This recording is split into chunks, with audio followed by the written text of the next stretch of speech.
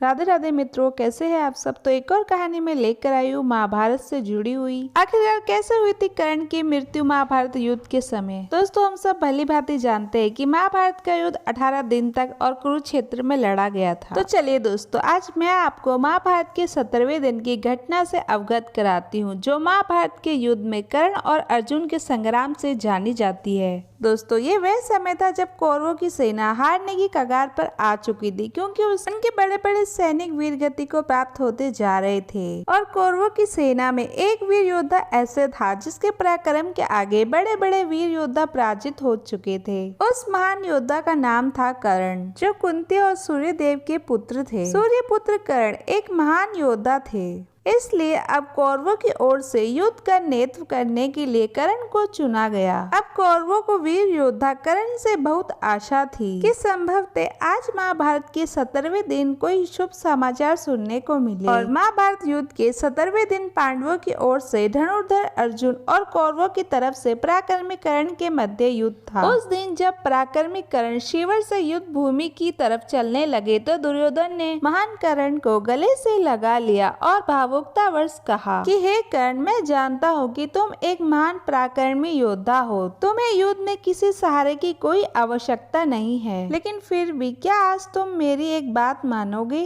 दुर्योधन की बात सुनकर कर्ण ने कहा, हे भ्राता, मुझे आज्ञा दीजिए कि मेरे लिए क्या आदेश है। तब दुर्योधन ने कहा कि मेरे अनुज, मेरा परामर्श मानो तो आज अपने मामा जी महाराज शैल्य को अपने रथ का सारथी बना लो। सभी को भली प्रकार पता था कि महाराज शैल्य स्वयं एक वीर योद्धा है, जो युद्ध में पराक्रमी कर्ण को उचित परामर्श दे सकते हैं। इसलिए कर्ण ने दुर्योधन की इस बात को साहस मान लिया और मामा महाराज शैल्य को अपने रथ का सारथी बना लिया। युद्ध भूमि में धनुर्धर अर्जुन और वीर कर्ण के रथ आमने सामने थे। जब महाभारत के युद्ध भूमि पर अर्जुन ने ये देखा कि आज सूर्यपुत्र कर्ण के सारथी रूप में स्वयं महाराज शैल्य साथ आए हैं, तो वे थोड़ा भयभीत हुए। तब धनुर्धारी अर्जुन के सारथी बने श्री कृष्ण ने अर्जुन को सद्भावना दी। उन्होंने कहा कि हे अर्जुन, तुम क्यों भयभीत होते हो जब मैं स्वयं तुम्हारे साथ हूँ। दोनों के मध्य युद्ध शुरू हुआ।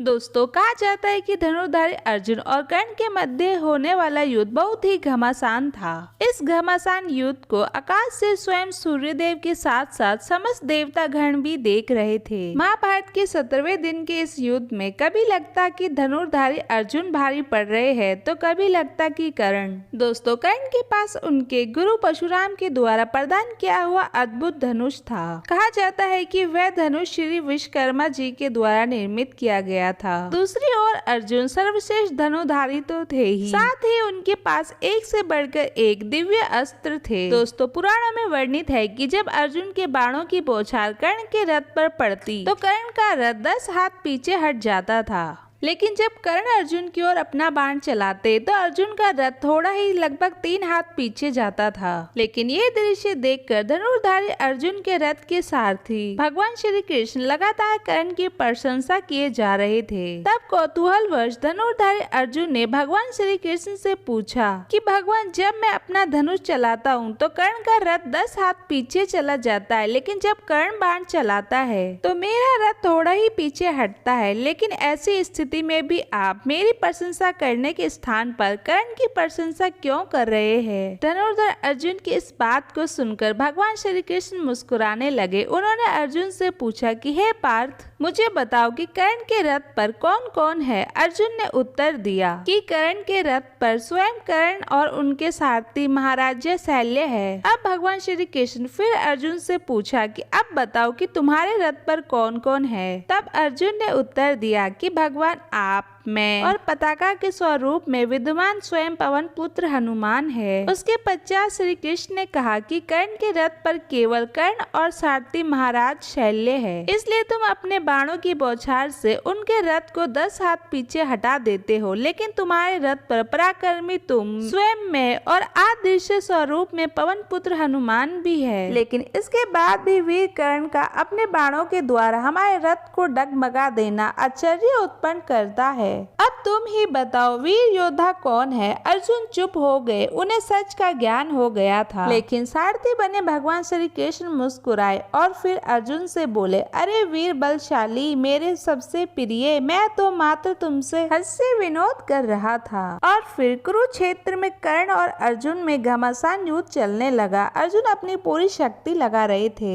एक बार तो ऐसा लगा कि कर्ण अर्जुन पर विजय प्राप्त कर लेगा। ये वह समय था जब कर्ण ने अर्जुन के मस्तक को काटने के लिए नाग शस्त्र चलाया। नाग अस्त्र इतना बलशाली था कि उससे बचाव के लिए अर्जुन के पास कोई तोड़ नहीं था, जिससे निश्चित रूप से अर्जुन का मस्तक धड़ से अलग हो सकता था। लेकिन जैसे ही कर्ण ने नाग अस्त्र चलाया, उसी समय अर्जुन के सारथी बने श्री कृष्ण ने अपने रथ को भूमि में धसा दिया। उसके कारण नाग शस्त्र अर्जुन के ठीक सर के ऊपर से निकल गया और अर्जुन बाल बाल बच गए। लेकिन अपने ऊपर नाग अस्त्र चलाए जाने के बाद युद्ध भूमि में अर्जुन कर्ण से अत्यंत भयभीत हो गए और अर्जुन दिव्य अस्त्र का प्रयोग करने लगे। कर्ण को भी दिव्य अस्त्र का ज्ञान था, लेकिन परशुराम के श्राप के कारण वह दिव्य अस्त्र के ज्ञान को भूल चुका था। वीर अर्जुन और पराक्रमी कर्ण के बीच चलने वाले इस युद्ध में क्या परिणाम होने वाला है, ये किसी को मालूम नहीं था, क्योंकि दोनों के बीच बराबर की टक्कर थी। कर्ण के सारथी महाराज शैल्य भी अर्जुन के बाणों की बौछार के आगे धाराशायी हो गए। इसके बाद अपने रथ की डोर कर्ण को अपने हाथ संभालनी पड़ी। लेकिन युद्ध के दौरान ही